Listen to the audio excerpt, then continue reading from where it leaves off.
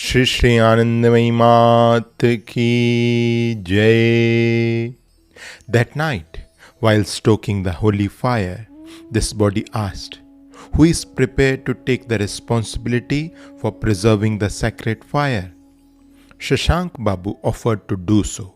This body told him instead to ask his sons. He demurred, saying, "I am not leaving any responsibility for them."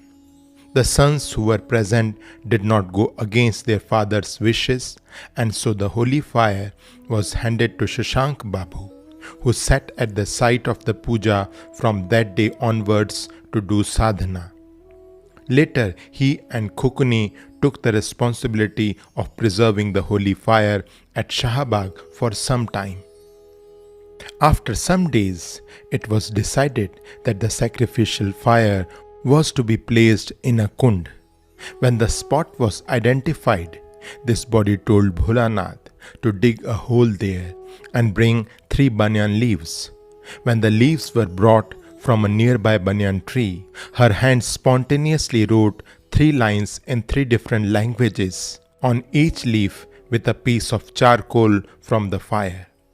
These leaves were then placed inside the hole, which was covered up, and a yagna kund made according to scriptural regulations.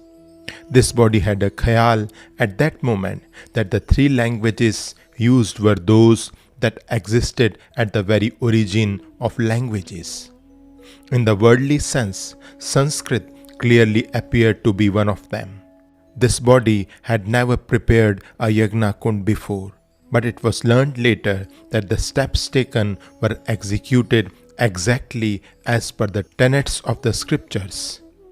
Once the sacrificial fire was placed in the kund, the image of the goddess was moved to another room. This body also described the method by which the sacrificial fire could be reignited in case it ever got extinguished or became invisible. Much later, we went to Kolkata. There, around midnight, amidst discussions with Biren, the words, "The fire is invisible," came out of my lips.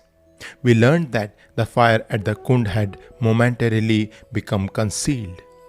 Immediately, the instructions left behind by this body were implemented, and the fire became visible once again. The same thing happened again when we visited Adinath along with this body's father and Sitanath. Suddenly the words, "The fire is invisible," escaped her lips. This was later corroborated and the fire was revealed again as per this body's instructions.